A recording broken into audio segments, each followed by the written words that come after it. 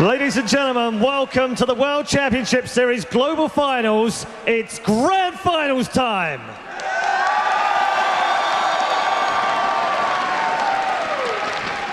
We'll be bringing you all the action from the final of StarCraft 2 with $100,000 going to the winner in a few moments' time. First, let's check in with our bracket from the round of 16 all the way to the Grand Final. You can see the road through this graphic that Jaedong has taken all the way to the final, and that SoS has taken all the way to the final as well. Ladies and gentlemen, two fantastic players throughout the weekend and throughout the last 2 days, going through that bracket brilliantly. So, head to head, it's Jaedong versus SoS.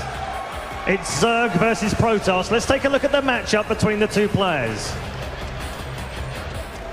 As you can see, SoS ranked 12 in the world from the WCS rankings versus Zerg, 67%. Very nice, very good.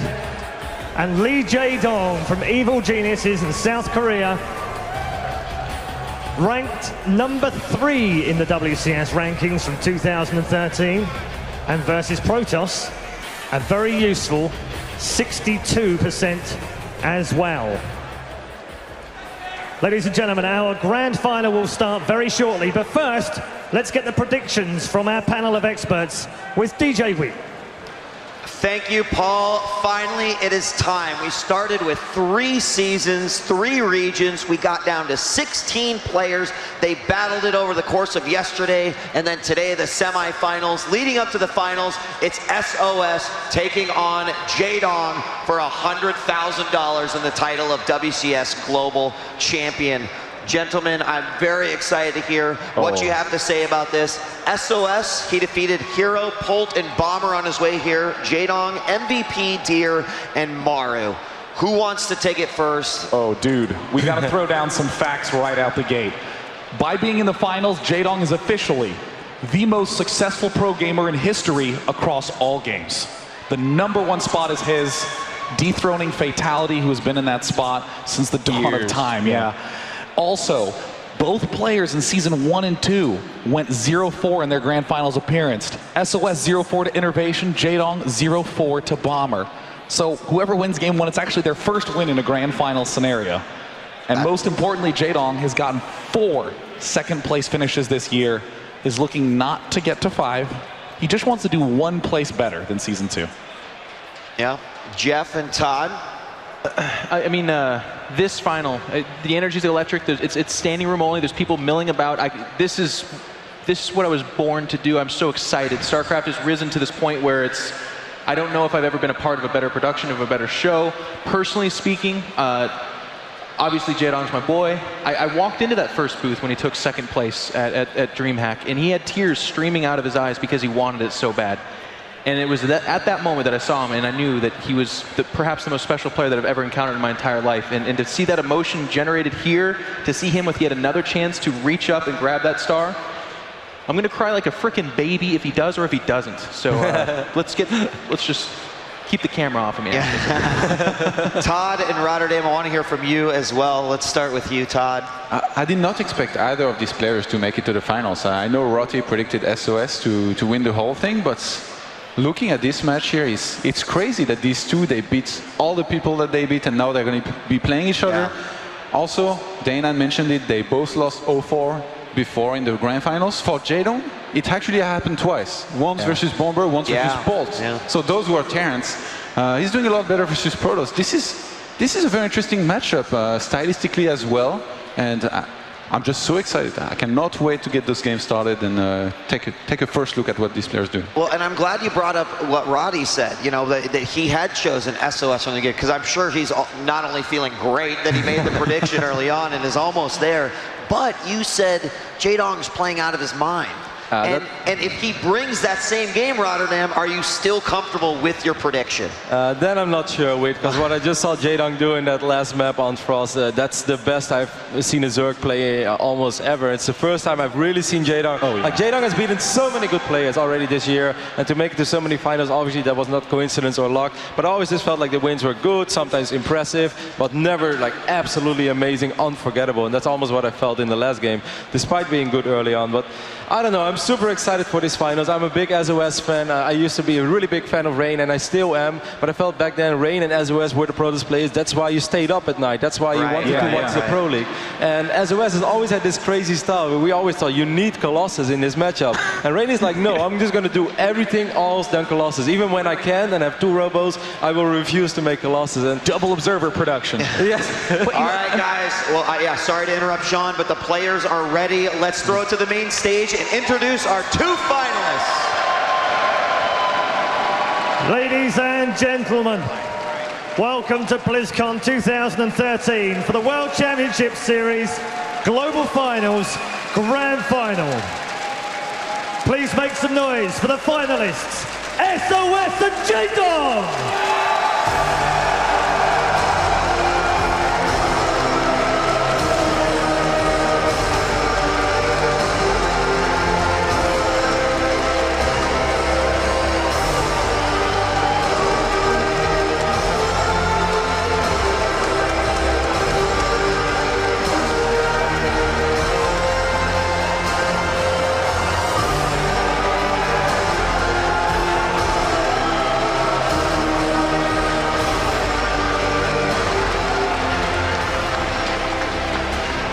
And as the players get settled, it's time to go over to our commentary team. We've got something very, very special for you indeed. Gents, the stage is all yours. What's up, guys? I'm Tasteless. With me is Artosis and Apollo. We're going to be doing a 3-way cast here for the very first time ever here at the WCS Global Finals here at BlizzCon 2013. This is going to be a lot of fun. These are the 2 nerds that I like to cast with. And this is the type of storyline that I want to see in any tournament. This is going to be one final to remember. This is the biggest StarCraft 2 tournament of all time, and we will have a champion very, very soon. So going into this, what do you guys think? Who's going to win this? I'm going with Jaedong. I don't think this guy can be stopped. He just looks too good. There's no way that he's going to be stopped at this point. Okay, we've said that how many times now, Paul? How many second places does Jaedong have? We have casted him so much this year. Jaedong has been waiting. He's been patient. This is meant to be the one. But you know, if SoS manages to take him out, I mean, what does that say about him? This guy is a powerhouse. He's fairly new in comparison to somebody like Jaedong. I mean, Jaedong is legendary. If that were to happen, that would change everything. You know, we saw Parting dominate last year. What if SoS can do it again here? You know, maybe he can. He's so strong. He's been playing so well. But if you look at the players that Jaedong has gone through to get here, and you look at just how badly he needs his first tournament win, I see no other result than Jaedong taking this. Absolutely. I mean, it's a really incredible thing. We've gone through an entire year now, watching these players develop, watching them grow, seeing the upsets, and now within an hour or a few hours, we're going to crown a champion. I mean, WCS is changing the way StarCraft esports is in an incredible way. This has been, I'd like to say in StarCraft 2, the best year we've ever had. This has been an amazing year. The story from the beginning season where we saw SoS play so well, and then through Season 2 and Season 3 where Jaedong got better and stronger each season. This is just the ultimate finale to the best year we've had. It truly is. And let's take a look at this guy, SoS. As you said, Apollo, he was doing so fantastically at the beginning of the WCS season, at the beginning of this year, but he kind of fell off a little bit. Yeah, he really did. You know, his play style is very particular. He's a really sneaky player. He does not strike me, although we don't, you know, when we look at someone like Jaedong, there's so much information to pull, you know, because there's so much history there, but SoS has never struck me as somebody who's really nervous, really phased. He's just focused on winning. Yeah, I mean, he's really, I think one of the biggest things to look at SOS is, yes, he's one of the most creative Protoss players we've seen in Heart of the Swarm. He innovated a lot of the playstyles, but he never had something so solid to back it up, something so solid to push him towards a massive tournament victory. But at this tournament, like Jaedong, he's played excellently. He's backed everything that he thinks. He's so smart, he's intelligent, and it's all backed up fundamentally excellently. And that's why he's in the final. Well, let's take a look. He beat 2 Terrans to get here and a Protoss in this tournament here today. Do you think his PvZ style, that style that we've seen before from him, with a lot of Void Rays, a lot of Sky Toss, Charge Zealots, DTs, High Templars, is that going to be something that can take out Jaedong, who has been beating down the very best Protosses in the world? That's the scariest part about SOS being in this final. Who was the player that made that Void Ray style? Who was the player that went Zealot Charge? Who was the player that went Storm faster to improve his own style? Now imagine that player that made those styles backed up with amazing mechanics just like Jaedong has.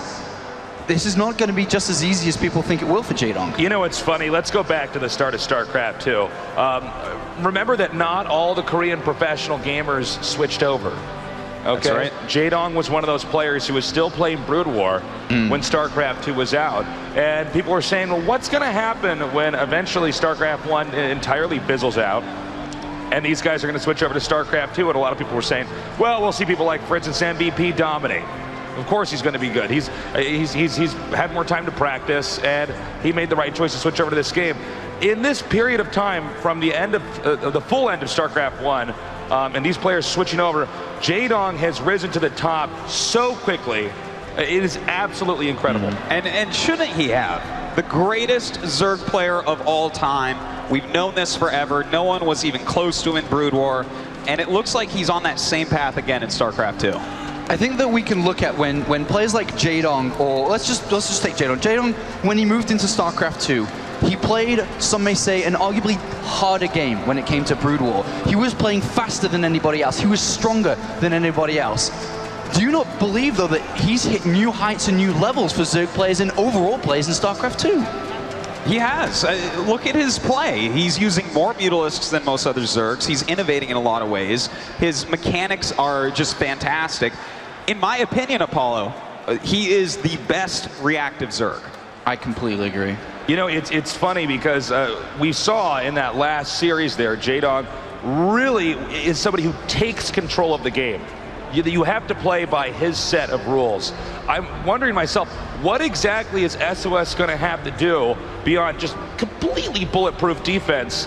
What is he going to have to do to get to the point in the game where he's going to be able to have an advantage? Because Jaedong is just, he's just so, the weight of him in there is incredible.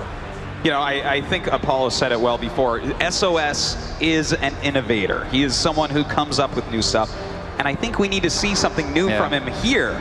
And he hasn't played PvZ yet, so maybe he has something completely new that we haven't seen before. Jaedong is so mechanically strong. If it's equal, if it's a heads-up fight, if it's just a street fight, I think Jaedong wins. SOS has to bring something special, unique, that can outsmart Jaedong here. Yeah, you know, I'm always wondering, should maybe we see a timing here from SOS, or should we see hidden tech? I mean, Jaedong's been so good at scouting, so good at harassing. It's almost funny, though, because the way that he's won some of these games are not what you would expect to see at this level of WCS, you know? I mean, games where he's just been flat out figured out his opponent's build right away, got an edge, corner, for instance, Reapers, like we saw in the last game, with Lings to just get a lead. It's almost like his intimidation factor is one of the things that's helping drive him up to where he's gotten now. It's really scary to play against a Zerg that can play like that, Tasos, that can be so decisive and make these moves. For instance, you know, I was out back watching that last match. Double factory Blue Flame Hellions, 0 drone kills. Yeah, when is the last time we saw something like that? And not only does he get 0 drone kills, he's already back to mining as the Hellions. They haven't even left creep yet. Yes. And he's sending his drones back to mining. It's so slick what he pulls off. You know, I look back at that last game where he just had control of the map the entire time. Maru could not get out of his base. And this went on for, I think, like 25 minutes of just absolutely crushing him. If you looked at the mini-map, there were little Jaedong colored dots all around. And it's going to be tricky here for SoS because Zerg can do the same thing to Protoss. It's going to be tough. It certainly is. I cannot wait to start this match, you guys. Does anyone up here think SoS is going to do it? Well, you know, we didn't see a lot of Jaedong playing against Zergs here today, or Protoss is here today. So you got to keep that in mind. He was really crushing through a lot of Terrans. So maybe SoS has something well prepared for him. Yeah, I mean, I think that if SoS can break the killer mentality that Jaedong has, because right now he's got so much momentum that's pushing him forward. I really think that if he can do that, then yeah, I think he could. You know what? We've seen, what, 5 second places and 2 round of 4s from Jaedong this year, I believe. Can he actually win a tournament? Because he's had momentum in all of those as well, and it absolutely did not work out. Yeah, I mean, 4 finals, the 5th final now. Surely this has to be a victory. How long can he keep being second? Well, he hopes it's done, that's for sure. Yeah. I mean, people can't even talk about yellow anymore if Jaedong doesn't win tonight.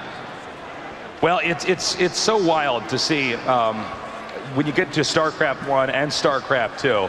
This is the longest esport that's still been around, right? Yeah. Jaedong is the guy that is continuing to carry the torch forward as somebody who's the best. Most of the time, well, when you get pro gamers in really any game, usually they're at their top for, I would say, about 2 to 3 years, the best of the best. You know, I mean, Jaedong's somebody who's, we're going into like a decade of owning chair. I mean, think about that. He is called the Tyrant, so that makes sense. Looks like it's time. Let's make some noise with our 2 players here in the finals of the WCS. Over here in the upper left, give it up for SoS.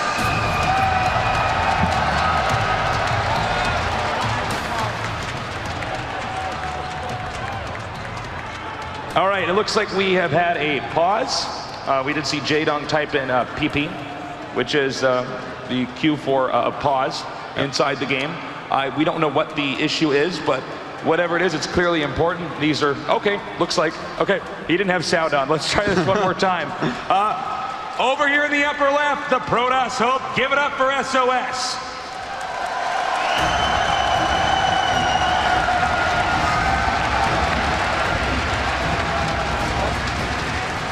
His opponent down here in the bottom right, the legend from Brood War. Give it up for Jaedong.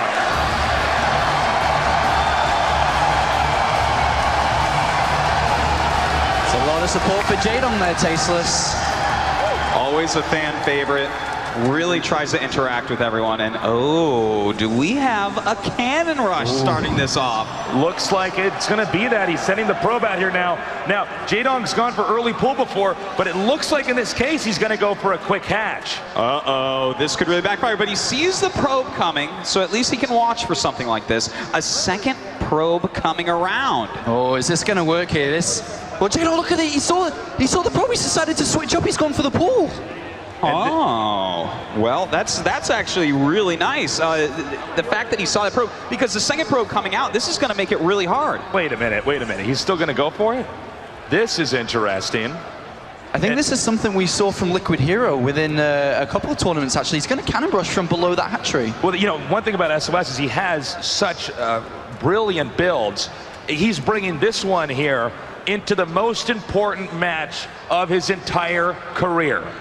He certainly is doing that. And you know what? The one thing, maybe he can get a cancel here because of that low ground cannon protecting him. And if he can do that, he's also got cannons hitting the third base. If this works, it's going to be huge, because this is Jaedong we're talking about. And I don't think Jaedong's going to scout for this. This is so abstract as a cannon rush. Oh my God, he spots it! But I think it's too late. The cannon is going to finish on the low ground. He can't stop this cannon on the high ground here. Yeah, he should be able to force a cancel here. And if he forces a cancel, Zerg's going to be in such a deficit.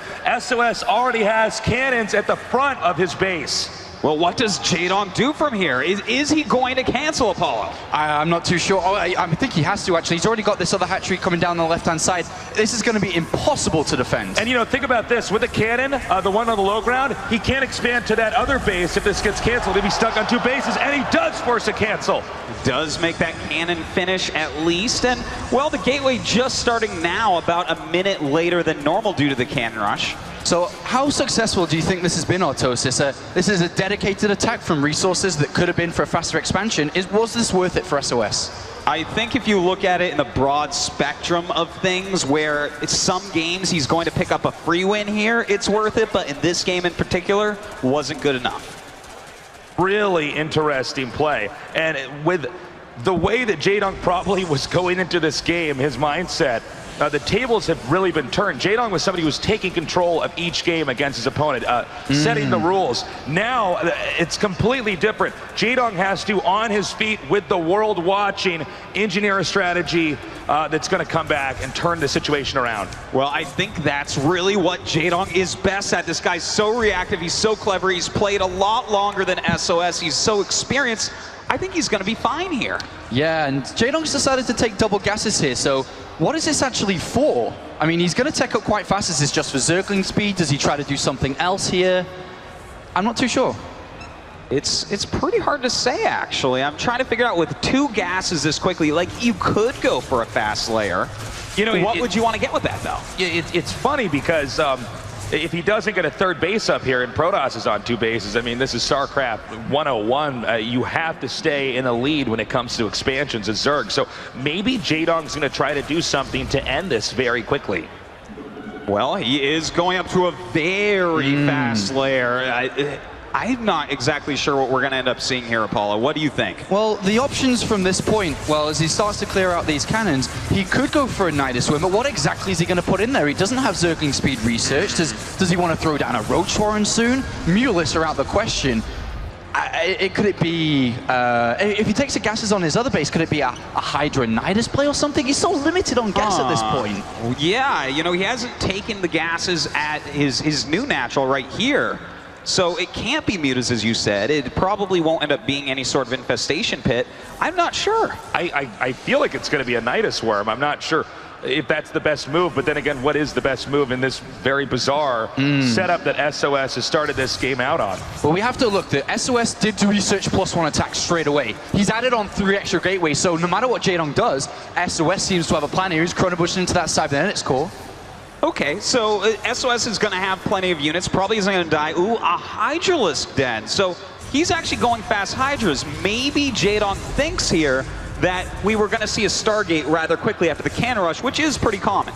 That's very true. The Stargate is super common after a successful cannon rush because you can control the map very, very easily, especially with the Queens being slow off of creep. Instead, from what I'm gleaning here is that Jaedong is doing a kind of abstract way to just get back into a normal game. He's actually okay playing from a completely uncomfortable position as long as he can get back to that macro Zerg style that he's so good at.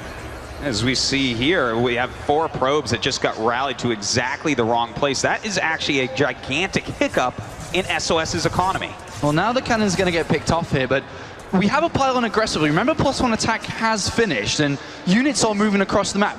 Are these Hydralisks and Zerglings that are going to be made? That's going to be enough. That's a lot of force fields. I'm almost under the impression SOS expected Jaedong to do some kind of all-in after this and is now caught off guard. He is going to move down here into this attack. Let's see if Jaedong can hold this off. Oh, he could force field this ramp and lock all the units out. They'll have to run around if he does do that. He sees the Hydras, though, and does back up for now. And we have a pylon coming over here at the 3rd. SOS being very cautious. We've seen some players be a little bit too aggressive. He peeks in there and he says, can I 100% win this? No, I'm going to have to back up. That was so interesting because I really thought, as you described, Autosis, he could have done so much there. Force fields on the ramp, he had the mothership core, he could easily recall if something went wrong there, and I think that may have been a missed opportunity for SOS. I feel like minimum he was going to kill a lot of drones, but instead he has decided to run away. At least that does leave him with a lot of force fields for defense, and he did force a good amount of units out of a very low economy Jaedong. Here we have that infestation pit coming down, and it looks like the drone going to the 4th base now is going to arrive, and Jaedong has transitioned into frankly, a pretty healthy Zerg macro game right now. He certainly has. He's got a pretty decent drone count. He's still teching up. That's a pretty quick infestation pit as well. And going on to a 4th base, you can't really ask for more after this weird and wonky start. Yeah, I can't help but feel that with SOS's attack and investment into that gateways and the +1 attack, and without doing anything, it's almost equalized the game a little bit. I mean, Jaedong wasn't too far behind from the initial cannon rush, but from this point, the Hive is on its way. If he's able to combine Vipers with the Hydralisk that he has out, or something along those lines, especially because we see Colossus on the way, this could be a dangerous attack. You know, on this map especially, one thing that it's pretty popular is going just for Swarm Host play and turtling up, which he could do. He does have, you know, an economic engine that's strong enough that he can set that up. We'll have to see. You know, that is true, but this is also Jaedong. We have to remember that. There's always the possibility of Mutalisks. He could go for that, but with the Roaches and Hydras being made, I think it's going to be mainly Corruptors to help take out those Colossus. Yeah, once those Colossus go down, this Protoss army that we see is just going to melt to the amount of Hydralisks and Roaches we're going to see. All right, so we see a scouting hallucinated Phoenix coming in here. A Protoss is going to poke in and try to just wipe out the creep tumors, anything to get a little bit more map control. He sees the teching, and it looks like from here he's going to just go ahead and get a second Stargate. Oh, excuse me, he cancels it as I say that. Okay, I think he was thinking it might be Mutalisks here, so he was getting ready for it, and after scouting this many Hydras and Roaches, obviously it's not going to be. That makes a lot of sense because we've seen so much Mutalisk play from Jaedong throughout the last 2 days. He probably was trying to get ahead and stop that before it started, but no need, canceled it. Nice play there. Well, Jaedong is racing up in supply now, guys. He's already up to 170. He really is racing, and with 3 Vipers on the way, a couple of ducks to the Colossus that are out here, Jaedong's army is going to be so strong. Right now, SOS cannot attack. In fact, right now, SOS has to sit back and defend. As soon as they're charged up, it's going to be a deadly attack, but the Templar Archives is on the way. That Jaedong is maxed out, by the way, as you can see here in first person, just now hitting 200. So he can now just start pulling larvae, and it's going to be very difficult for SOS to deal with. SOS at almost half of what Jaedong has. We even see an Ultralisk Cavern coming down, a really great transition, especially if your opponent is staying on gateway units. So here we go. Jaedong is moving out. This could be pretty crazy here, Tasteless, if these ducks grab those Colossus. All right, looks like he's going to be moving in now. Will he actually attack, or is he just testing the defenses around here? He could harpoon here with some of these Vipers. Well, he does have 3 High Templars here, and it looks like, oh, he does pick off that Forge, and here comes the first yank. Oh, the Colossus leaves, but a second yank. The Colossus goes down. Beautiful, taking that Colossus out and then maneuvering around the map, but we do have a War Prism coming in over here. It could hit the 3rd base, and it could hit it hard. A beautiful counterattack coming in from SOS, though. All the army, every part of Jaedong's supplies on the other side of the map. That War Prism with the Zealots there could do so much damage to Jaedong's infrastructure. It very well may. There's only a single Roach and a Queen here to help out. If you can warp in some more units, that's going to be great, but this attack is still going on at his front door. Looks like he's going to move in again here. The Colossi backing up. Will they get harpoon again? Oh! Well, he doesn't end up getting that Colossi. It does get microwaved away very quickly by SOS. In the meantime, the Zealots still trying to do damage, but don't get much done. Oh, great pick there by Jaedong. Grabs one of those Colossus. But most importantly, SOS is holding strong. Now think about this. The Colossus increment out, 1 by 1 from the robotics facility. If he keeps losing those, he's never going to be able to push out on the map. Meanwhile, Zealots now hitting the hatch. Transfusions coming down. Jaedong rapidly coming back to try to save this. Oh, is he going to get it? Is he going to get the hatchery? Oh, transfuse! Oh my God! I cannot believe my eyes, even using an abduct on a single red Zealot. Jaedong going to every measure to save this hatchery. Unbelievable play there. Jaedong not missing a beat, still maxed out. His army pushing out towards the front of the Protoss base. He's going to keep controlling this. It is looking to be probably a Jaedong win if SOS can't turn something else around here. You know what? That is a possibility. He even has that Ultralisk Cavern ready. He's taking that 5th base. This is looking rather good for Jaedong, but SOS is taking his 4th. Is he going to get the hatchery? Oh, no! Oh, not this time, Tasteless. The transfuses keep on, and the Warp Prism has to run away. But I think a really important part of this game right now is the Ultralisk. The upgrades are starting to come in. He's making his Ultralisk stronger. Jaedong currently doesn't care about Roach, Hydra, Viper as much anymore. But look at this. There's no Immortals. There's no Archons. It's wild, man. Look at how much Jaedong is banked up, by the way. Almost 4K in minerals and over 1,000 in Vespian gas. So he has a lot of options here. Let's say his army gets wiped out. He can come up with a completely different tech. Two Colossus being picked off, and it looks like he may even get a cancel on this 4th base. Jaedong playing a flawless game. This is some of the best Viper play I have ever seen. Yeah, and I can't believe that Jaedong keeps pulling this off. He's moving around. His opponent can't even get over 150 supply. Oh man, look at this. The Zealots in the main base at the same time. The Roach is hitting over here, but he doesn't even care about these Roaches. Psystorms comes down. Looks like he'll save the Nexus for now, but still more damage being done in Jaedong's main. Yeah, the Nexus was bruised there, but just not enough. The Zealot harass has not been impactful here to get SOS elite. SOS having a hard time even getting outside of his base. Well, we have another Zealot harass coming in here. He's going to go for the hatch. He's not going for the drones. This means he has to take a big step if he wants to get ahead. Well, right now we have a big bang for Jaedong. The Spire's finishing. Is he going to do the Mutalisk switch? The hatchery's getting lower, lower, lower, and it does look like Jaedong once again manages to save this. There's so much money being thrown into picking off hatcheries, the Warp Prism, the Zealots, and neither of them are successful. What is Jaedong waiting for now? It's going to be Ultralisk first of all here. All right. 5 Ultralisks on the way. Also, a lot of spine crawlers being made. He realizes that this harassment is doing very well. And, oh my gosh, getting a hatchery! Finally, SOS picks off a hatchery. It's incredible. I mean, look at the APM here. That's actions per minute. It is so high right now. I believe that's SOS on the left there. It's incredible. These guys are playing so fast. Right now, Jaedong pushing up again. He wants to get rid of the 4th base. Will he be able to do it? This is a little suicide force here, so even though it looks like he'll cancel that 4th, he should end up losing the army. But Autosis, I really don't think Jaedong cares about his Roach Hydra anymore. But the big question I want to ask you, and ask every other player out there, is SOS ready for Ultralisks? He is absolutely not ready for Ultralisks. Stalkers, Sentries, and Colossus are all countered by them. And in fact, look at this. He's seen the double Spire, and he's going for Phoenixes. He's afraid of the Mutalisk switch. And he's pooling the Phoenixes here too, so the Zerg might not identify that in time.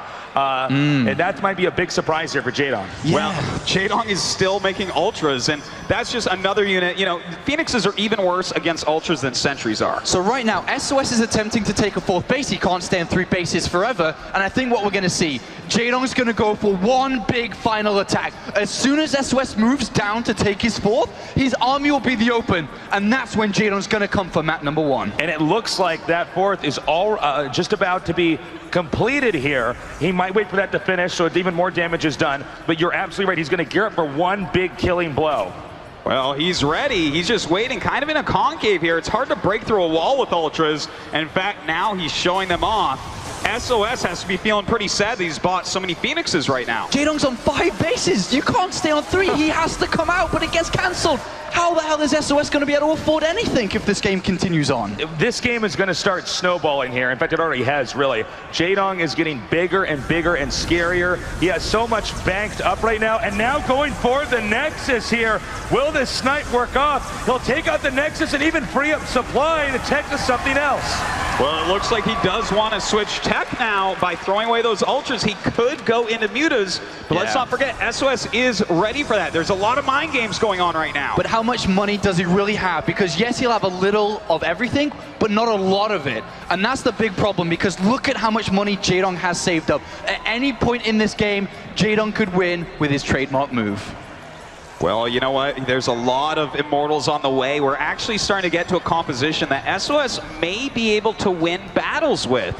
And if he's very quick with that, Jaedong's going to have a hard time. But again, as Tasteless, you were saying, the 5 bases of Jaedong allow him to do whatever he wants. Oh, look at this brave soldier, Tasteless. Just moving out right here. He's going to grab that watchtower. Now, note that most other players would, well, hold on, we're in first person now. So it looks like he's going to go ahead and try to do some harass over here. Anything he can do to try to get a small lead, taking out these drones, maybe even getting this hive. If you get that, that would be huge. Well, the hive, it may in fact end up going down, but, you know, is that enough at this point? Now, it's important to note that most Cirque players would have a wall of spine crawlers and be turtled up, but that's not how Jaedong plays. Jaedong is all about aggression and control, not about passive play. That is correct, and in fact, he sat back there for a moment, the Immortal making its way all the way over into his natural. So do you think Jaedong may be sitting back too much here, Autosis? SOS's supply is starting to rise now. Well, you know what? Immortal, Void Ray, Archon, Colossus is a pretty good unit composition against Ultralisk. So, yeah, he may have waited a bit too long. You got to wonder if this might be somewhat of a mistake. This is a map where the fourth base is much easier to secure than any other map, and maybe Jaedong banking on wiping out that fourth and drying up the Protoss, maybe that's a mistake. Well, you know what? I think Jaedong can make a few mistakes here and still be okay. He's just got so many bases. He's taking another. His creep spread looks good, and that's still a good unit composition. Well, we could see the fight happen here. Jaedong is posturing outside there, but SOS is tucked in a very nice location. If Jaedong was to fight there, he'd probably lose a lot without really trading off too well. Well, we see a passive Jaedong right now. He's just waiting. You know, he's saying, "Okay, you're gonna come out. You're gonna try to fight me." SOS completely turtled up right now, and I'm really starting to wonder here, unless Jaedong starts to make a bunch of spine crawlers perhaps or something. Oh, we'll see. Actually, he's attacking it now. All right, a little bit of an attack so far. Those Phoenixes starting to get picked off a little bit, and I think that's part of what Jaedong wants. You know, these Ultralists are not quick. I mean, the Stalkers can continue to chase them there with Blink. This one Void Ray nicely takes out that hatchery, catching the tail end of that there. All right, I think it's time for Jaedong to really start doing something. He's got the Nidus network, which is going to come. He's got an Overseer on high speed towards the main base. Now, he might not see this Nidus network come in here, where he's actually moving out with his army in the middle here. This could be a big surprise, but SOS has decided now is the time to attack. Almost 30 minutes into this game, he's finally trying to make a killing move. Well, it looks like we're starting to have a base race. The Ultralisk Roach going towards that fourth base. Mutalisk starting to be made, and that's going to be his big switch as he loses his supply. Yeah, that's going to be it. But does he lose these 8 Mutalisks that come out? Does he lose the hatcheries? Does he lose the lava? Extra spires are being made. This is getting crazy. Once again, Jaedong is going for a base trade scenario, but will it work? As SOS tears through Jaedong's base, he eliminates critical tech structures. Uh-oh, some DTs in there, no real detection. He's going to have to end up using a fungal most likely. This is getting really painful for Jaedong. He has to go home and lose this supply so he can make Mutalisks. All right, well, imagine if you lost Overlords or something along those lines. This is becoming very, very close in a game that almost shouldn't have been.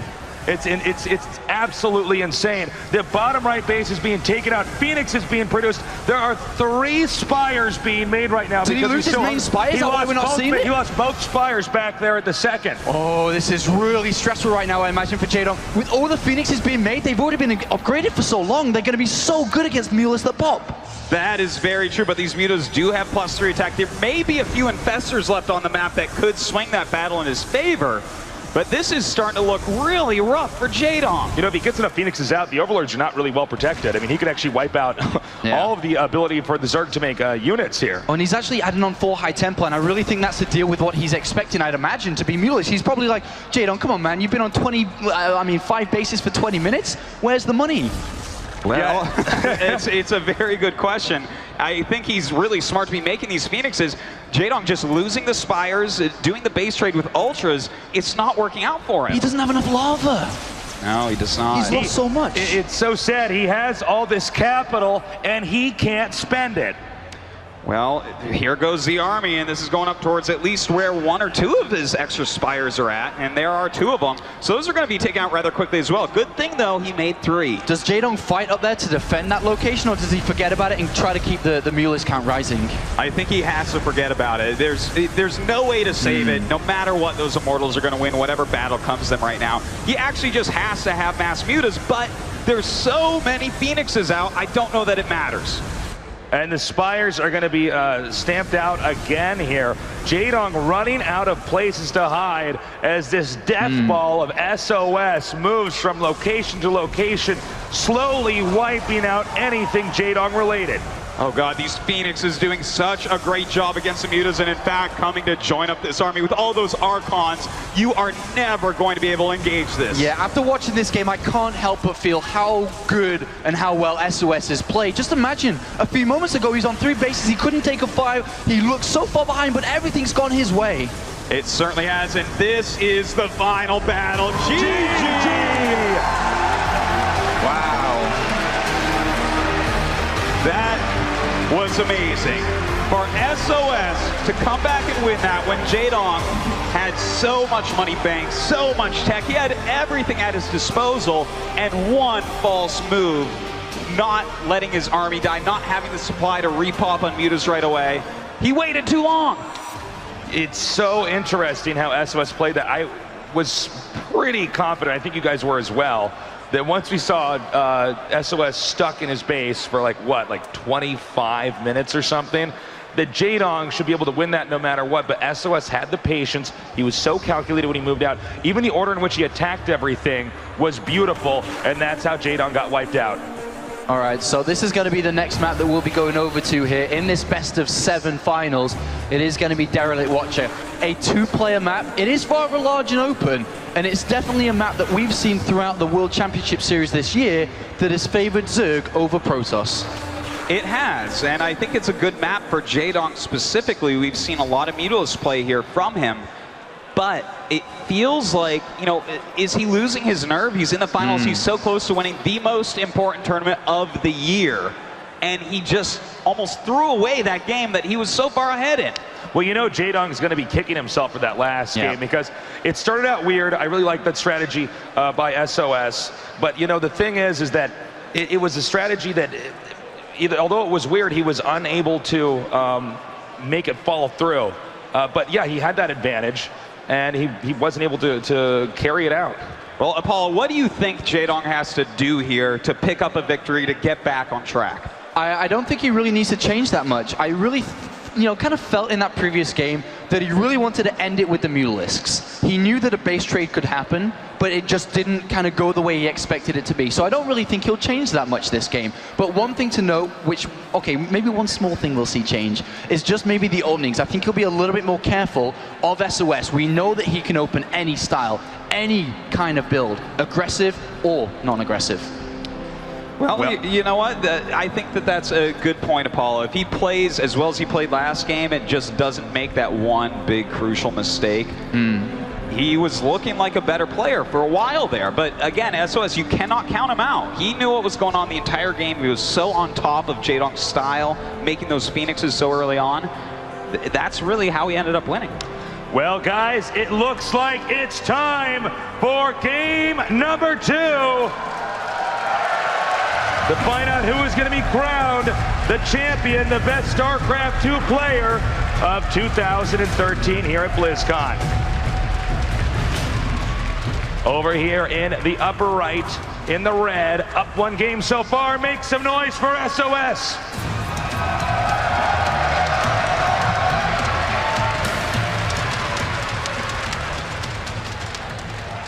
And in the bottom left, the legend from Brood War here to prove he can be the legend now in StarCraft 2.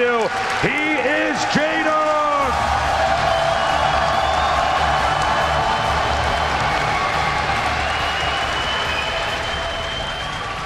He is intense right now.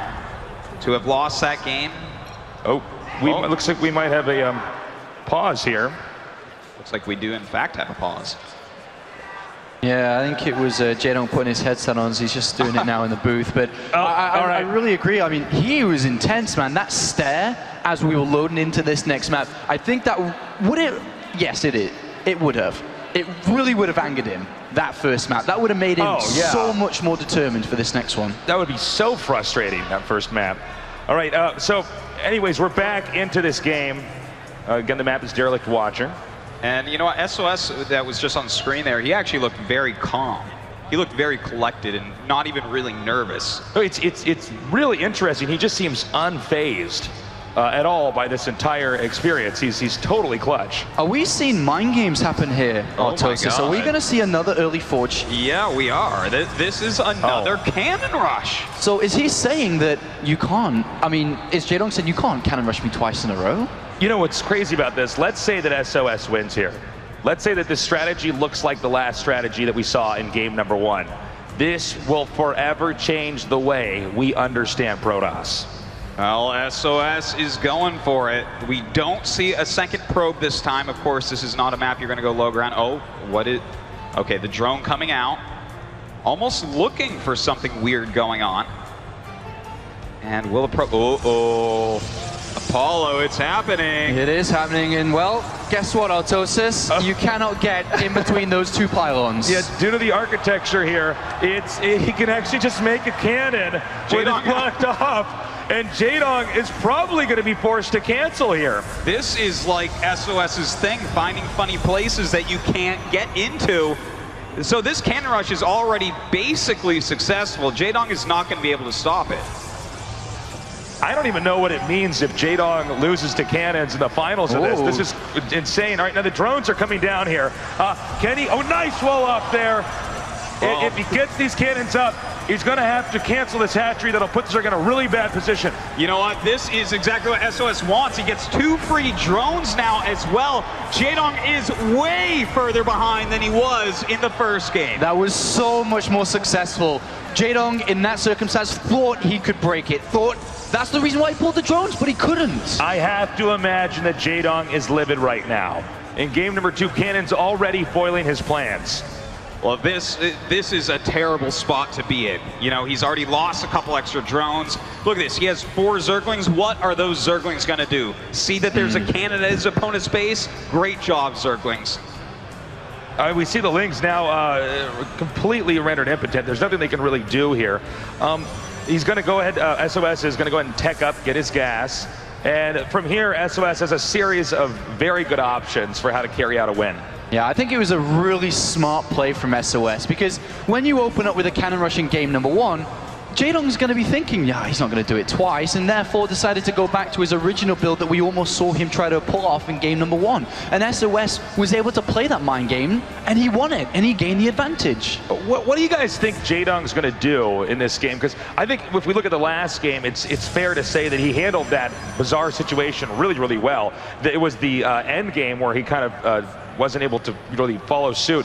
Will Jaedong do something similar, or is he going to do something more aggressive and all-in-ish? You know what? I think he has to do something similar. I think he has to play kind of a safe game overall. I would definitely expect Stargate here, although some Protosses like to go for Warp Gate Rush because you have the proxy pylon already up and secure. So he has to just watch out for something like that as well. Well, Jaedong is taking both of the gases at the exact same time as the previous game. So far, it does look like he is mirroring what he did previously. Well, you know, it's really safe, and I think that opening like this will pretty much always get him into at least a 4-base situation before SOS has a really dedicated attack. How soon do you guys expect SOS to take the third? Because the third base on this map's a little funky. It's not the easiest thing to get to. Well, right now, we're actually seeing +1 attack being researched again, and Chrono Boost going into the cybernetics core, rushing out that Warp Gate research. He's not mining the most amount of gas from his main base, if I just glance at that real fast there. So I think we could be seeing a gateway attack come from SOS here. You know, I think a timing could be really effective here. I mean, the Zerg is already economically a little bit staggered here, so maybe a move in like that could do the damage that he needs to do. Well, let's see how many gates he gets. Will it be just 4? Will it be 5, 6, 7? We don't know quite yet. Looks like if he is going to make more, he's going to spread them out. And you know what? If he doesn't have a Roach Warren, that's going to be very scary when those Zealots warp in. All right, 2 evolution chambers. So right now, Jaedong kind of investing in the late game, in the long run. And you got to think, if the Protoss does have a good timing attack, this pylon, he has a proxy pylon right there where the cannons are. He can actually warp in an army and attack him right away. But he doesn't have another one anywhere else, so it seems very simple if that were to be the attack and the strategy. Yeah, but look, I mean, the warp gate just now finishes, and the cannons are still there, the pylons are still there, and now he's going to go for double Stargate. Well, you know what? I think he's going to warp in around his Zealots, perhaps, harass a little bit with these Stalkers the Zealot he already has, as well as those with the +1. and then just go straight into Void Rays. And I think this is what we all described previously before this series started that SOS would need to do. Outsmart, outthink, and just kind of outplay Jaedong without physically fighting in kind of just wars head-to-head mechanically. Yeah, it's kind of this weird, like, drunken boxing way of playing the game here from SOS, where he just gets in this position where he has complete control. And now the Zealots are attacking in here. The drones are going to be used to defend. This +1 attack doing a fantastic job. Look at that micro pulling back the hurt Zealot, not letting the Queens be too effective. And he has forced a lot of Zerglings and killed a lot of Zerglings. And he can, again, warp in more if he wants. We have 2 Phoenixes now on the way. 4 more Zealots warped in on the bottom. Mind you, he can attack from that proxy pylon, the north or the south. And you know what? I think the last thing he would have expected were these Stargates, but he did scout them, so he's going to have to be very careful. But without a Roach Warren, I mean, SOS has seen that this is double evolution chambers. He doesn't really can't afford a Roach Warren or Roaches, so at this point, he just continued to warp in more +1 attack Zealots. The angle here for the Zealots is really strong against these Zerglings. Zerglings now coming in here, but the Zerglings not quite getting as good surface area as Jaedong would want. The harassment continues. Well, he continues to warp in Zealots there as well. I think that the efficacy of this rush is basically used up. There's so many Zerglings out right now, and that 1-1 about to finish, those are wasted unit rounds. But we do see Jaedong previously just scouting out the Spire. I mean, scouting out the Stargates, but decided to go Spire still. I mean, what is that going to be? Is he going to go Mass Corruptor? Maybe Corruptor Muta? But then, you know, if he goes Mass Corruptor, can he actually get enough out in time before the Phoenixes have already paid for themselves in dividends, right? It's hard to say. I'm not exactly sure what he's planning there. And seeing the Spire, the Fleet Beacon does go down for SOS. It seems like everything Jaedong is doing is playing into his plans. What we're seeing SOS do so far in this series, we've never really seen a Protoss do before. This is changing the way we see the game now. This technical harass, starting out with a cannon rush, having a secured proxy pylon, into this air harass. It's absolutely beautiful. So what is that gas that Jaedong has saved up? What is it for here? 1,200 of it saved, but what does he build? I still don't know. It looks like 5 Corruptors. Maybe he just grabs a few of those and goes Muta and just says, you know what, I'm going to try to outplay this guy that has mass Phoenix. What happens if it's Corruptor Zergling only to try to break this third base? It's only Phoenixes, it's only Zealots, and remember, the Zerglings have a higher upgrade count now. Now, here's one thing going for Jaedong. He did force a cancel over here. Will that be enough, though? The Phoenix harass and the Zealot harass continues. Look at this. The Zealots just continue to come in. As you say, Tasteless, they're going after the Spore right now so that the Phoenixes can come in, but there are the Corruptors. And we now have the Zealots just doing so much damage at this point in time. You know, I think a lot of this goes back to the fact that that proxy pylon with the cannons was never taken out. And Jaedong just doesn't have that high of a mineral income. His main base is consistently harassed. He's only mining fully off 1 base at this moment. Oh my god, and look at where he puts those Zealots. Just perfect placement against someone only making Zerglings, but luckily with these better upgrades, he will clear this out as well. So many Queens have been picked off here. You know, the Phoenixes are so agile, they can get in and out and just avoid these Corruptors with ease. SOS is playing such an intelligent playstyle right now. He's got 2 cannons there to support another pylon where he can continue to harass and continue to warp in units to stop the income and economy of Jaedong. This is beautiful play coming from SOS. It looks like SOS is maybe a minute or 2 away, actually maybe a second or 2 away, from forcing Jaedong on 2 base. And this goes back to the basic theme of Protoss versus Zerg. Zerg always have to be ahead in a base, or Protoss will dominate them. A perfect play here from SOS. So clever, so good. And he's continuing to upgrade his Phoenixes. He has so many, it makes sense. How does Jaedong recover from this situation? And I'm not sure he can here from this point. He's losing so much. SOS, as you vividly described, is playing so smart. This is some very intelligent play from game 1 and game 2.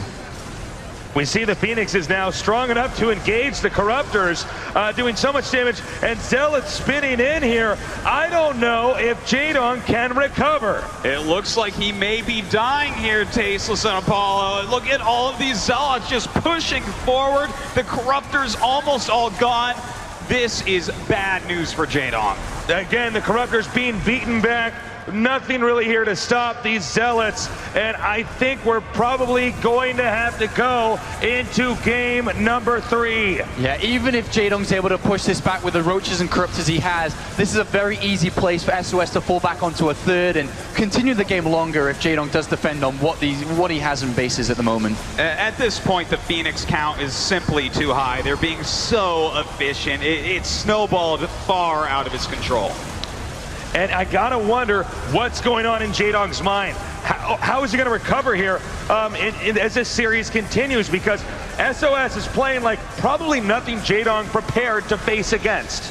You can't prepare against something like this. This is a strategy that we basically never ever see, but SOS has used it and executed it like a strategy he does 10 times a day. And he's gone up to 4 Stargates now. He'll probably throw down a third base momentarily, and he's just going to increase his Void Ray count. He realizes that Jaedong only has Zerglings and Roaches to play around with. The air units aren't good when the Phoenixes are out in so many. The Spore Crawlers won't even stop the number of Void Rays that he's going to be flying across the map with. It's a perfect move again by SOS, and Jaedong cannot even switch into Hydralisk from here. Yeah, right now this is like a checkmate. Yeah, GG. I think Jaedong was biding his time a little bit there after that one game. Probably trying to digest that loss and then also come up with a plan as to like what exactly does he do to turn this series around. Well, he's down 0-2 right now. He's staring at possibly another second place. I'm starting to feel a bit bad for him, Apollo. But overall, apart from game number 1, I mean, I think in game number 1 it was Jaedong's mistake. In game number 2 it was SOS with the advantage early on, and he carried an advantage throughout all of the game. Coming into game number 3, Jaedong must not allow something so simple as a cannon rush to bring back the Tyrant. Something so simple shouldn't stop such a warrior. Okay, I gotta ask here. Is SOS gonna do anything cannon rush related again? I say yes. I vote yes here. I want yes. It's Whirlwind, okay? I think no. A 4-player map, definitely a map that has the minerals situated in such a way that a cannon rush is not hard to pull off, and it's a little bit less easy to do it here. You have to send out 2 probes to guarantee it. That could trick Jaedong into thinking, you know what, I think I'm just going to hatch first again. Autosis, is there anything that Jaedong could do to be aggressive himself in the early stages, which would counteract what we're seeing from SOS? You know, I don't really like any of the aggressive options because you can fall back on that forge just so quickly. It's very unlikely that even a Zergling rush could get in before the wall is complete. You know, it's tricky because the cannon rushes they have their place, but you don't expect ever for a cannon rush to be used more than once in a series like this, right? Yeah. That's like your one sucker punch move out of that best of 7, but to do it again like that, and you could see SOS really has it mapped out as to how the Zerg responds. SOS might have been a little bit surprised in game 1 to see how passive and conservative Jaedong was, but the moment that Jaedong tried to do something a little bit more dramatic in game number 2, he immediately was able to punish it. Well, we have right now Oz in the booth, the teammate of Jaedong from Evil Geniuses, talking to him. Yeah, I mean, any confidence and words of advice from a teammate is going to be so important at this stage. He cannot let all the memories of all the other tournaments this year, the other 4 finals he's played in, come back, because in multiple tournaments he's actually lost 0-4. And if he's to lose this next map coming into Whirlwind to go 0-3, statistically it's very, very difficult to come back when you're 0-3 down in a best of 7. But that would be the greatest thing we ever saw. That would be absolutely incredible. And by the way, guys, looks like it's time for game number 3 here between Jaedong and SOS. He's angry, Tasteless. Jaedong does not look too happy right now, that's for sure. SOS, cool as a cucumber. Introducing our players in the bottom right. Surprising everyone here. Playing so well. Up 2 games. Give it up for SOS.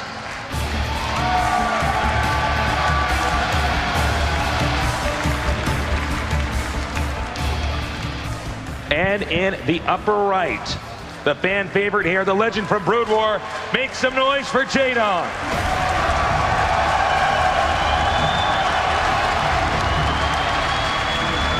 I think the crowd has really shown who they want to win. Yeah, a lot of Jaedong support here. He's got to stop this landslide before it's too late. Well, if he loses here, it's the Jaedong curse, the curse of the Dong. Not the Kang curse anymore. It's going to be interesting to see what SOS does here. Because again, history is being made. The metagame in StarCraft 2 will be forever shifted after today. You know, cannon rushes, it seems like they're the way to go. Maybe, you know, the North American server has it right. That's right. Maybe they do, Autosis. As you can see, there's another hatchery first. The cannon rush may have been successful again. That's right. And, you know, SOS definitely not going for that. Looks like it's going to be a hatchery first here. Yeah, it's going to be a Nexus first here from SOS. And, you know, from here, we will not have any cannon tomfoolery. Imagine if Jaedong went 3 hatcheries now and was playing the mind games here. And I think he might be. Look at this. Yeah. He's saying, no, you're probably just going to expect me to play defensive. Take a Nexus first of your own. And Jaedong's saying, well, you know, I'm kind of smart myself. And looks like we are going to see that 3 hatchery play. This is Jaedong saying, I am not backing down. I am not losing BlizzCon. I'm going to play my game and I'm going to beat you. SOS maybe expecting a spawning pool first here. Totally shifted gears now. This opener here from SOS is your bread and butter PvZ opener. The way he takes the game from here is really where the beauty of Protoss is shown. How will he tech? Does he go for a few gateways and do a timing? Does he get the Stargates out? We're gonna have to wait and see. Well, you know, I think a Stargate is probably a good choice, unless he's planning a 2-base all-in. What do you think, Paul? What is the best choice for him to use here on Whirlwind against Jaedong? I think that SOS, if he was to play a regular game, like, for example, Deer, who Jaedong did beat, bear in mind, earlier on in this tournament, if he was to play a regular style, I think that's where Jaedong's going to be the most comfortable. I think SOS has to continue to ride the momentum from game number 1 and game number 2 and really just win by kind of outplaying and outsmarting Jaedong. Now, you know, with a map like this, if Jaedong's allowed to play the way he would prefer to play, I mean, he is going to have a really easy time, I would think, winning this game. I mean, this is a big open map. Counterattacks, very easy. By the way, we've seen Jaedong counterattacking more than anybody out of our 16 players here today. What is this probe in the top left building a pylon? Oh my! Oh, is he doing something we may sneaky? see something here. Well, he's definitely not expanding up there, so he's gonna maybe hide a pylon. You know, we do see Protoss players sometimes throw a probe into the corner of a map just so they can scout later on. But I would love to see him SOS show us something fancy. He could possibly expand there, though. We've seen a few hidden expansions on 4-player bases so far in this tournament. Actually, you do make a good point. With the map this big, in the upper left, that's the last place Jaedong would probably end up expanding to. Yeah. And maybe, let's say he makes a Nexus up there. He can suck up all the minerals. Jaedong doesn't even know how many expansions his opponent has it there, and that affects the decision making. I think that's what we may see here. Well, we'll have to find out, but on the other side of things, Jaedong has decided to get a kind of early evolution chamber. He's decided to research +1 melee attack for his Zerglings, and then get the Zergling speed. What he'll be looking to do here, he's actually expecting to see a 3rd base, a normal game here. But if the 3rd base is on the other side of the map... You know, one thing that's really interesting about Protoss, whether it's StarCraft 1 or StarCraft 2, is all the good top-end Protoss players, they always had to play differently from each other. You know, you get sometimes Terrans, there's a certain way to do it, a right way to do it. I have seen so much guile, so much cunning coming out of SOS that it's blowing my mind here. Yeah, maybe we're going to have that probe in the upper left used. In the meantime, the Stargate play is the way to go, with a Void Ray clearing out any Overlords in close proximity. Well, you know what? This could be part of the mind game of what that probe could be up to as well. SOS is very well known for going like 2 Stargate Void Ray a lot of the time against Zerg. It's something he's quite comfortable with. You know, with 2 Stargate Void Ray, you can turtle for a long time. Yes. On that. And, you know, I think you guys might be right. Yeah, let's say he just turtles up and then just hides the space. And this is something that happens especially on Whirlwind. It's so big, and when you're both hugging the right side of the map in this case, you can end up completely ignoring that other side of the map. But instead, we're going to have, it looks like a pylon put right outside the Zerg's base. Yeah, so it looks like he's going to move forward here, but he really doesn't have that much, does he? He's got the Mothership Core, he's got the Void Ray, he may be able to pick up a couple of Queens or so, but overall, this is not really anything dangerous. And oh my God, he's doing it. This is the amount of mind games that we're seeing here. That forward pylon was to force more units out of Jaedong because SoS is not leaving his 2 bases, which is going to allow Jaedong to trick himself into thinking he's forcing SoS to stay in his base. That is so beautiful. You're absolutely right, Artosis. He just goes in there to make that pylon, and Jaedong's thinking, what's this guy doing? I don't get this. He backs off, and now this expansion in the upper left is made. So here's the way the game should look. Let's say SoS gets what he wants. This is going to be a long, drawn-out game where Jaedong doesn't find out about the extra base in the upper left until it's too late. All of a sudden, Jaedong, thinking he's ahead or even, is in fact behind. I think this really will question Jaedong's intelligence as this game goes on, but we'll come back to that in a second. As the Void Rays have already picked up 1 Queen, they're going to get a second here. Oh my God, so much damage being dealt already. In fact, they're going to get the Spore Crawler as well. The 2 Queens coming down, but they aren't enough to kill this all off. And you know, with the amount of damage he's taken there, it's got to be a very frustrating moment for Jaedong. I mean, that's just this game looks so weird from the Zerg's perspective. I mean, it's really a big puzzle. It is, and in fact, he's making a lot more Zerglings. He's even getting another macro hatch going down, and this is because he thinks he needs to keep denying a 3rd base. Because there's so many Void Rays, you just don't have enough to stop mass Speedlings. But the 3rd base is in the top left. Is there any way that, I mean, this is going to be so incredibly difficult to read into that this is there. Is there some way, somehow, Jaedong can figure this out? Well, I mean, he just has to send 1 Ling rallied from the upper left and then down to the bottom right. And it looks like he might be doing some of that now. He's getting a little bit suspicious, but I gotta say, SoS has done such a good job of making it look like his rush strategy didn't work and then his 3rd base is gonna be late. Well, we'll see if that does continue, because again, if Jaedong does send anything up there, it can be killed off rather quickly. Now, SoS, he's starting to get his macro going and taking the natural of SOS's 2nd main. Okay, now he gets a cancel here on this Nexus, but SoS is going to be fine with that because SoS already has his 3rd up and running. This is actually a greedy 4th. Protoss is not, they're not supposed to be ever able to get 4 bases up this fast because the Zerg can just stop it. But if the Zerg doesn't know that there's another base, then, you know, there's no way for him to punish it. But look at this. We have 16 Mutalisks on the way against someone that is going for charge lots at the moment, researching Storm, and only has Void Rays as anti-air. Only 5. That's very true. The Void Rays are a very particular unit. I mean, they can just be blindsided. When you are going for 4 bases, you don't have a lot of production until those are up and running. Well, the Zerglings coming in for yet another cancel. Looks like they should be able to get it. But that leaves the Mutas to go into the main base with no anti-air. Mutas tearing in now, destroying the cannon. The 3rd base is up and running. The probes are moving out now. A Zealot charge may be denied. And I think it's going to get denied here, and it does get denied. And also the Templar Archives. Oh, is he going to get it before Storm finishes? It looks like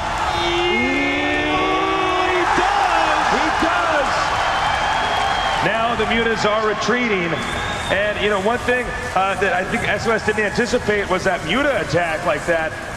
We have 60 more Lings on the way, but that hidden base is still not detected here for SOS, and as long as that goes on, that's a source of income that Jaedong can't punish. I can't help but feel, Artosis, and you can agree or disagree with this, but as SOS, I feel the biggest component missing was scouting. He's built a strategy, he's built an opening, but where was the scouting? He had no idea what was really going on. But this whole game is about not scouting. I mean, SOS hasn't actually didn't check what the tech was here for Jaedong, and then Jaedong didn't check for the hidden base here. The Nexus, by the way, taken out here as we are looking through the eyes of Jaedong right now. You know, if I'm Jaedong, I might be thinking that I am way ahead at the moment. In fact, even catching some of these Phoenixes, a bit of sloppy play there from SOS. And this would be really remarkable if Jaedong was to be able to win this game, considering his opponents had an upper hand for the majority of it.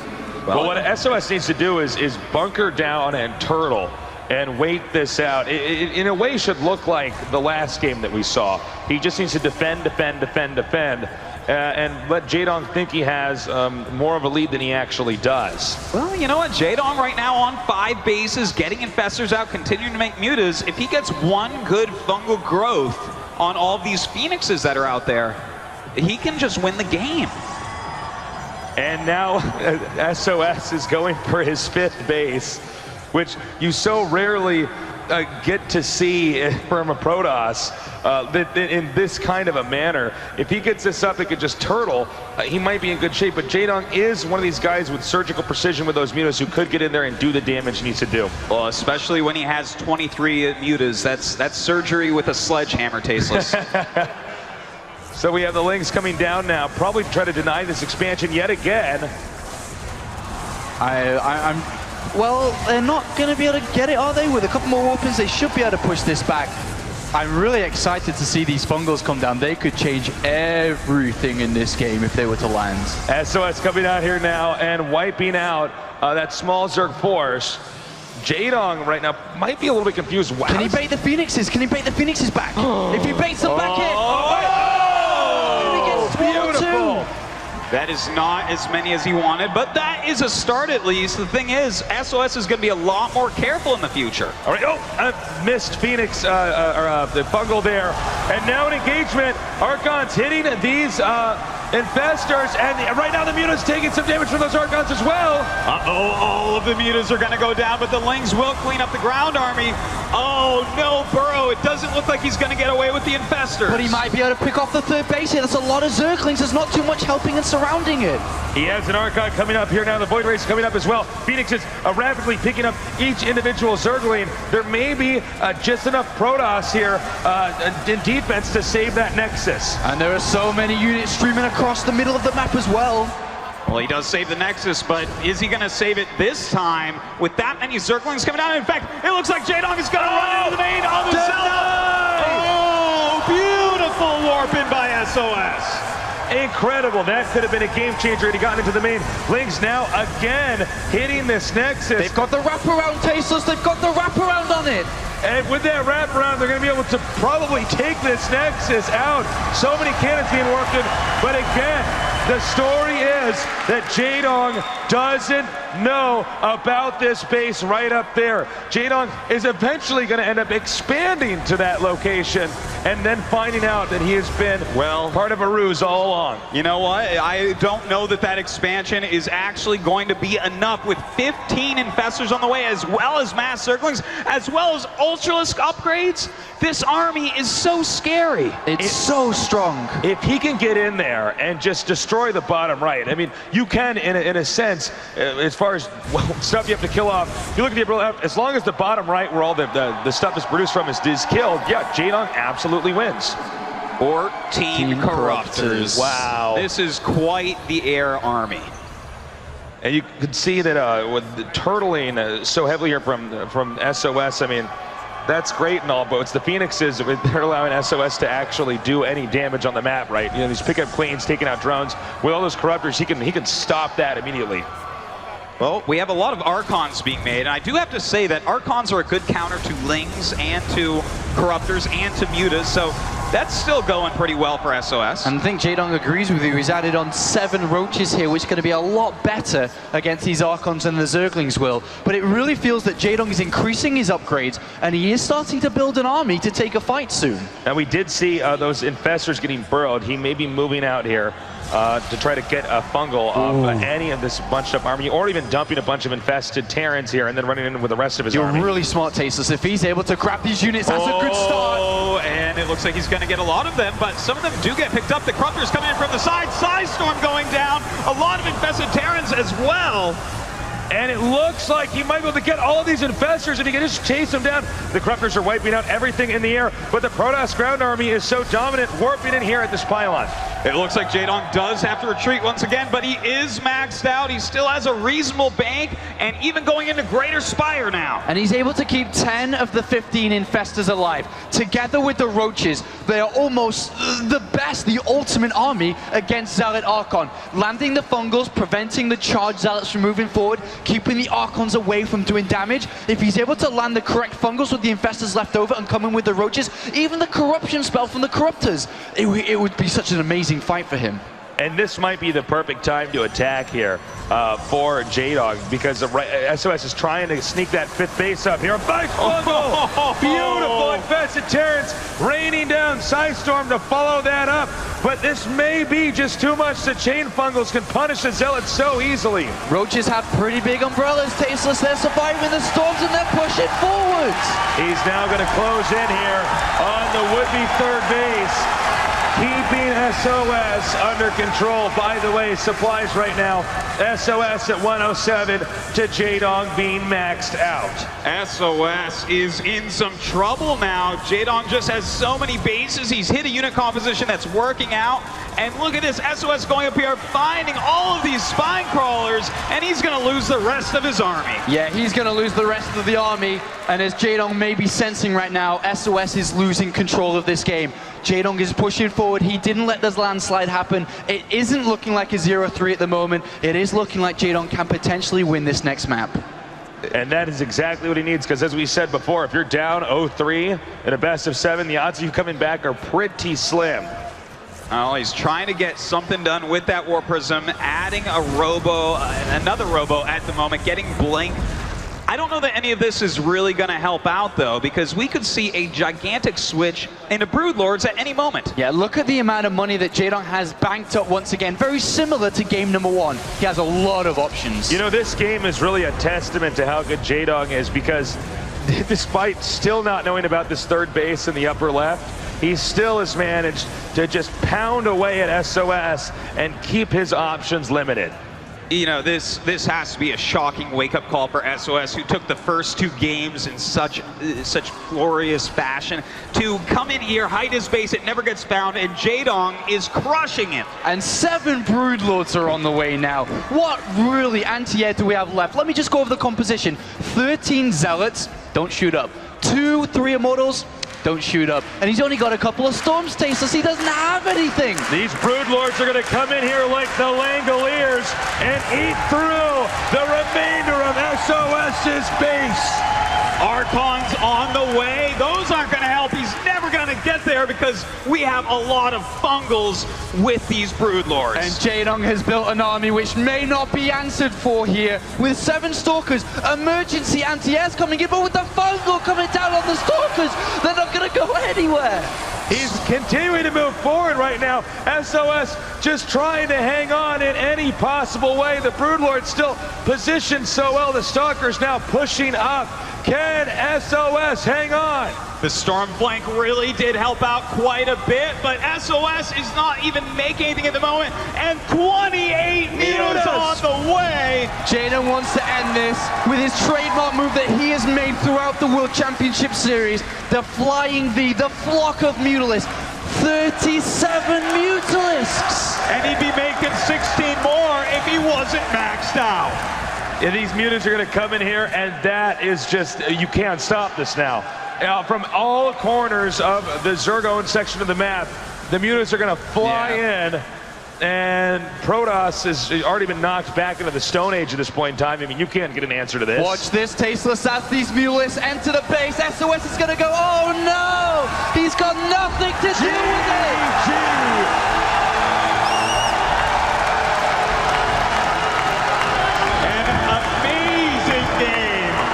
Jaedong. Some passionate Jaedong fans out there in the audience right now, Autosis, as he does get one in his favor. All right, well, let's see what they're thinking about at the expert desk here. Marcus, what's going on? Well, a great final is what we got going on here at BlizzCon. SOS coming out of the gate, just throwing a massive, quick 1-2. Jaedong then, and of course after the cannon rushes, Jaedong decides, sticking to my game, and that's definitely what I want to start with here on the expert desk. Sean? I mean, it's so easy to get really get into your own head, to really psych yourself out, to say, oh, I've lost to the sort of, you know, easy newbie to lose ways. Cannon Rush, Hidden Expansions, Void Rays. It's so easy to convince yourself that your strategy isn't going to work properly. And there's no Protoss out there who plays anything remotely close to SOS. Game 1 had to be the biggest confidence-shattering moment out there. I mean, having shut down the 4th base again and again and again and again and again and again, and then just getting rolled with this army with plenty of money to do the Mutalisk transition. And weirdly, he just didn't have the larva. But that last game, if Jaedong has any opportunity to open up the replay and see that he bested SOS, who had a free, uncontested base, that's going to be a big surge of confidence. Yeah, that was... Well, sticking to game plan, as you said, I mean, it's incredible how these guys are just living out what got them here, right? SOS, with that unconventional play in game number 2, just constantly all over Jaedong. Every move he made looked idiotic because of what SOS was doing. Game number 1, Jaedong had a big lead. SOS shows he's not a one-trick pony, claws back into it through great army control and the right composition. Game number 3, Jaedong is like, well, I got Cannon Rush twice, so I should probably go triple hatch before pool. and it was exactly the right call, because that was the game that SOS was like, well, surely I've Cannon Rushed him into submission. He will play 15 pool now. No, Jaedong is going to take those risks and take that advantage for himself. A beautiful series so far. All right, let's go over to Rotterdam, who you know, has been behind SOS the whole time. Say, gosh, Jaedong's playing sick, and SOS came out, and I'm guessing those first 2 games is one of the reasons why you're like, this guy's why he's my pick. I agree with everything that Sean and Jeff just said. I thought game number 1 was really crazy because I felt nothing was going SOS's way. There were like 4 hatcheries that survived with 100 HP. Normally you would just lose it and you'd be like so fed up. Somehow, some way he sticks around and eventually turns around and wins, which you would normally say that's like the craziest momentum you can ever have going for yourself, because nothing went his way from start to finish. Even like he dropped the Stargates, was ready for the Mutas, and Ultras came, just absolutely nothing. Somehow he wins the game. Game number 2, I think Jaedong made a big mistake not taking out those cannons, which, you know, in the first game he did take out that pylon on the high ground, which was so important, because that if SOS wanted to do the same thing in game 1 as he did in game 2, he couldn't do it anymore. He had to wipe in on the low ground, was just not going to work. And then game 3, you can write a book about that game. Absolutely fantastic play. I would say by both sides though, like SOS, as Jeff said as well, if you can rush someone twice, there's no way that someone is ever going to go double hatch before pool. Jaedong just shows us what a beautiful and great champion he is. Perhaps later this day, I don't know. It's just such a fantastic series already. I'm really loving it. Todd, another resident Protoss expert here on the expert desk. It is for Protoss. We do have quite a few of those guys up here. But you know, what are your thoughts on how SOS has performed so far, and even the 3rd game? I think these two, they have a very good match. Every time they play each other, they play memorable games. Thinking back on DreamHack Bucharest, they already faced each other. It was a 2-1 in SOS's favor, and there was a lot of those games that all of them were pretty epic. There was some base trade, a lot of mutual transitions, and that time it really felt like SOS was just doing better overall than Jaedong. But in this series, it's really been going. I mean, the games have been very even up until some point where somebody starts really messing up, and then somebody takes a lead and never lets go of it. In that last game, it was just crazy the way Jaedong played this. He took a lot of bases. SOS took some huge risk. I have to wonder, was he goofing around taking this top left-hand side base, or did he really think it was good? $100,000 on the line, man. His ball is so clenched. You're up 2-0, the game's going pretty well for you. Yeah. Well, what I think was the biggest difference between game 1, 2, and 3 is that game 1 and 2, SOS really dictated the pace of the game by saying like, hey, I'm going to drop these cannons. Even in the first game, it wasn't super successful. He still throws Jaedong up, completely changes the game, how Jaedong would normally want to play it. And, you know, all the normal timings of now I have to check for pylons, probes, everything like that doesn't count anymore. That's just gone. I think like SOS, he was okay with the way the game was going up until when the Muta sniped the Twilight Council and then the Temple Archive. Yeah. He never restarted charge later on, which he really needed, because he was going for a lot of Zealots.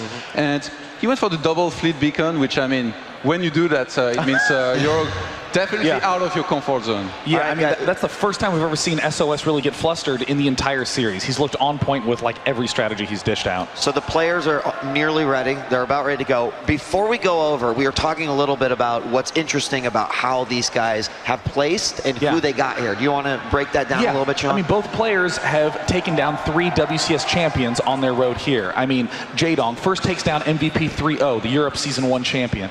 Then we have him next round taking Oh my gosh, Deer. this is a great time blank. Yes, thank you, Deer. Managed to take down Deer, who was Season 3 Grand Final in Korea, and of course a Season 3 champion. Then he takes down Maru, Korea champion. Same story for SOS, all the way up. I mean, Hero, and then Polt, and then Bomber. All of them champions. An amazing story in the making. And neither of these players have a championship yet. And in fact, neither player before this series, as we said before, had a single win in a final series. And I know so many people on Twitter, so many people here were just crushed that Jaedong might be 0-3 after that third game. But now Jaedong can tell himself, I'm not going to be doing another 0-4 in the finals. And I think that if there's one player who can come back, it's Jaedong. All right, guys, well, the players are ready. The next map is going to be Polar Night. And let's send it on over to our casters to resume the series. Well, guys, it looks like we are about to go into game number 4 here. The map is going to be Polar Night. If you're just now joining us, right now Jaedong's down by 1 game. SOS has 2 wins, Jaedong 1. So it could even out here. We were talking earlier, thank God for Jaedong's sake that he didn't go down 0-3, because statistically that's almost impossible in a best of 7 to turn around. I mean, we almost never see that. I think Sulky is really actually the only player that ever did that. So it's good that he won that 2-1. That's a fine result so far. He can fight back, I think.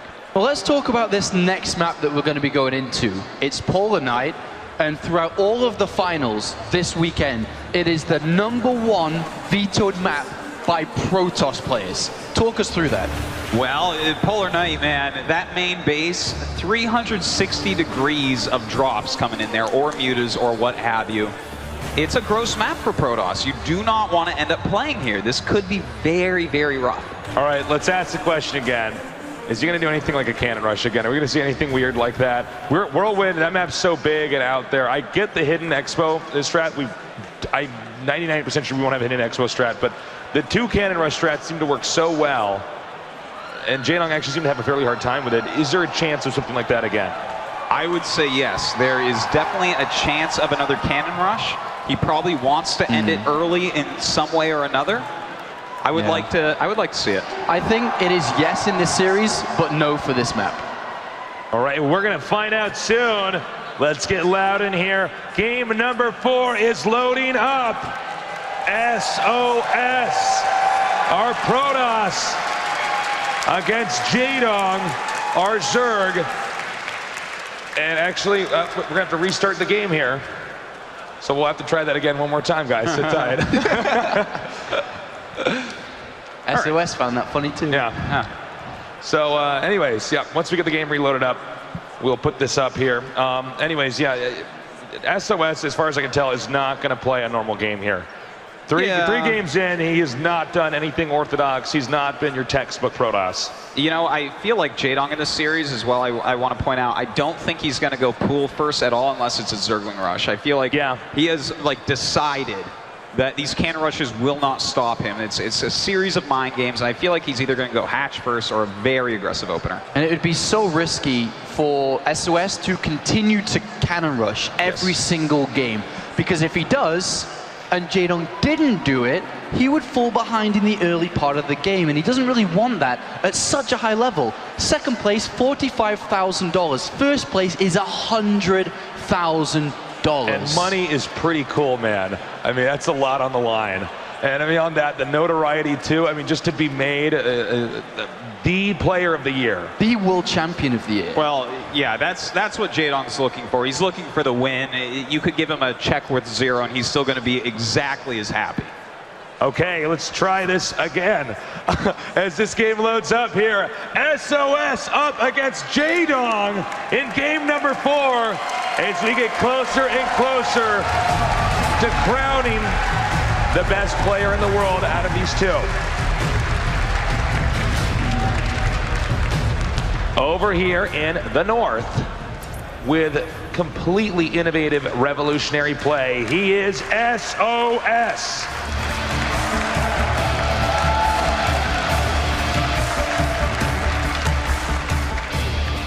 And down here in the south, from the streets of Brood War, he is Jaedong!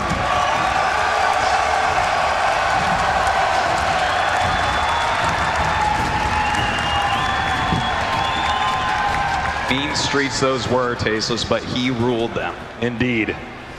So, as we've already mentioned, this map is really weird due to the shape of the main. You have access from air all throughout the main. I mean, it's a really open spot. It's not like Akalon, for instance, where you're tucked into a little nook and you can turtle and defend.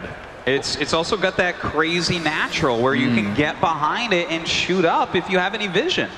Lots of airspace for those Mutalisks, which we know Jaedong loves to come in and do a lot of damage as the game goes on. So we see as SoS has opened up with a gateway in the main. This still, of course, can be a fast expand build. And Jaedong is now going to head his drone over here to his natural and make a hatchery. That's right, no fear out of Jaedong. He's going for that hatchery first, and I do think it's going to be just about every game. And you know what? Hatchery first, really nice against a gateway expansion. I mean, if we look at Jaedong's history this year in tournaments he's played, every single time that he played against Naniwa, for example, earlier on in DreamHacks and other WCS tournaments, it was always hatchery first. Naniwa physically had to go double gateway rush against it. He's doing something crazy again. He's got the pylon going down here. It looks like he wants to freak out Jaedong due to the past. Mind games. Hashtag mind games here. And then he cancels. Now that's drones that are not mining for a certain period of time. But Jaedong didn't overreact. No, he only pulled a third drone down and then turned it around when he realized, oh, okay, this guy is pulling my chain. So that was a nice mind game by SoS, but Jaedong caught on to it very quickly. I have literally never seen in like a finals like this somebody who's so brainy in their play. I mean, everything SoS does is disguised so well. I can't imagine how difficult it is for Jaedong to read him. Artosis, you've had the opportunity to commentate week in, week out SoS this year. He's from the Korea region. You guys commentate the Korea region. What are some of the tendencies that you see from gateway expansions as we're seeing from SoS now that he usually does? You know what? I would not be surprised at all if we saw him throw up a Stargate. I feel like that's where his strength really does lie. You give this guy a couple Void Rays and a Twilight Council, and he's going to make some magic. I got to agree with you there, Artosis. I think the Stargate is definitely the way to go here. He's really good at using active units like Phoenixes, for instance. What? What? It's called a robotics facility. Oh my God, a robotics facility. What does that make? Immortals. Immortals? Oh. They live forever. Well, maybe not in this game against Jaedong. Now, you know where is he going to take us here? These games are so hard for us to predict at this point in time because SoS has been playing so weird. The positioning of the robo, by the way, tucked into a corner, not out at the entrance, right? I don't know how much more we can glean from that. Well, he is walling in with the gateways. Is he going to do some kind of a weird timing? Is it even something as simple as I just want to get an observer out really fast? I mean, this is Immortal Zealot. He only has one gas. That is exactly what we are about to see. This is a build that was like really good in the Korean metagame for about a day and a half earlier this year. And a Warp Prism? What is this?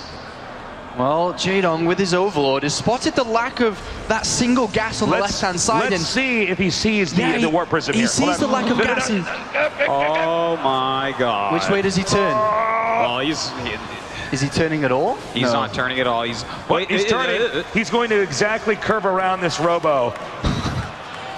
He's going to draw an outline of a robotics facility. And yeah, he never saw. So well, that doesn't. Well, he sees it now with the wings. Well, with the Warp Prism being built first over the Immortal, even though some of you may say, well, he's not building the Immortals as fast as possible to rush them out here. But what this does offer, imagine if this Warp Prism really pushes Jaedong to make a lot of units. That also slows him down because he's not building drones at this point. He needs a higher economy to deal with an Immortal attack. Now he's making a bunch of gates off of this, and this doesn't seem like a super committed robo attack. And this is going right into what we've seen SoS doing all night tonight, is just the mind games, faking them out, psyching them out. Well, he's making those roaches be produced. And in fact, we do have some drones coming up from Jaedong, so he's not overmaking at the moment. But this attack, when it comes, guys, it's going to be so scary. A lot of Zealots, a lot of Immortals, still no second gas. Do you think Jaedong's identified what's going on yet? He's seen a lack of that, second gas inside the main base. He's droning quite heavily. He sees a Warp Prism flying around. I think he thinks that SOS had to have changed what he was going to do because it's been scouted, but SOS, always deep in those mind games, is just continuing forward with this crazy all-in. And he's going to push out now and see if he can't press for some damage. Well, he's moving forward. The Warp Prism, warping in a couple more Zealots. Jaedong is building units. He's not too high up with his drone count, currently 54, and he is building 10 Roaches. Are they going to be enough here? Remember, with no sentries, he's not going to really be able to hold these units back from rushing in. That is a lot of Roaches, but yeah, with that many Zealots, I mean, you can't kite all day against this, and look at that, a beautiful Time Warp does go down. The Immortals moving forward, trying to hit the Roaches. A second Time Warp goes down. He's continuing to just press for more and more damage. The Roaches now up against the ropes. The Zealots here just dishing out so much. He can continue to warp in. These Immortals are so well positioned, by the way.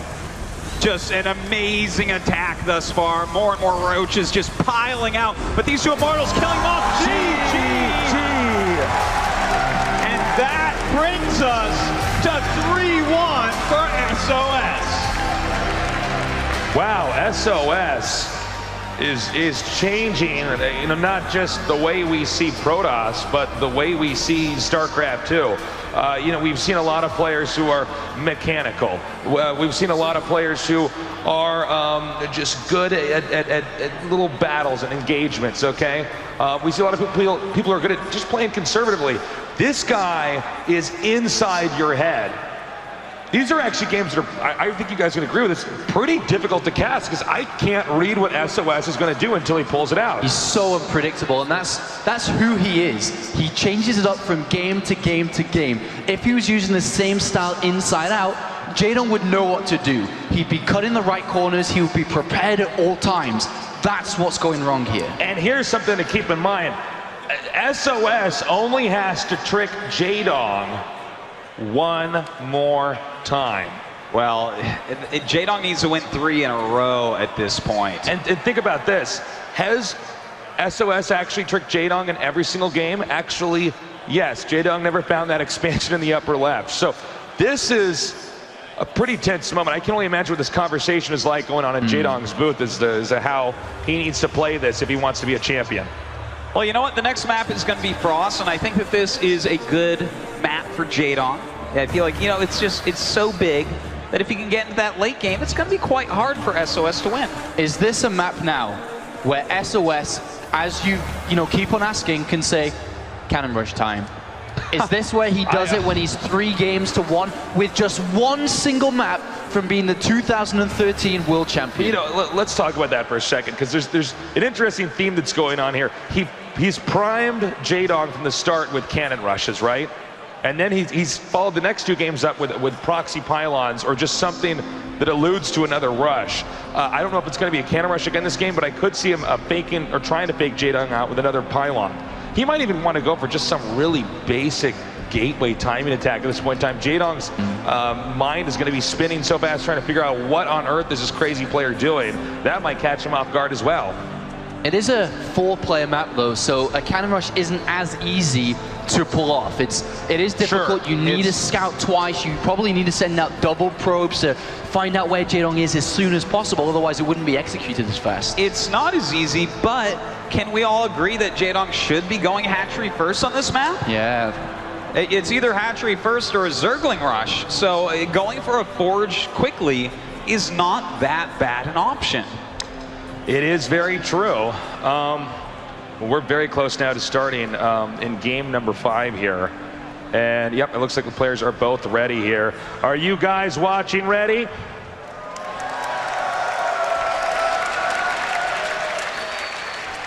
So soon, only one player will be left. And there will be no way to dispute that he is the best player in the entire world.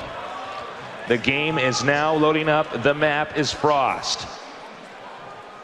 And this is it. This is match point for the rest of the match for Jaedong. Yep. I know everyone here wants to see him win, and he's got to start here on this map.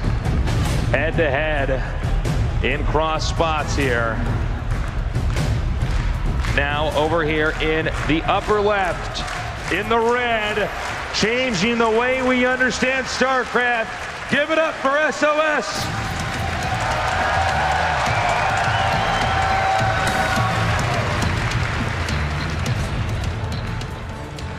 The best Zerg from Brood War, here to be the best player in StarCraft 2. He is Jaedong.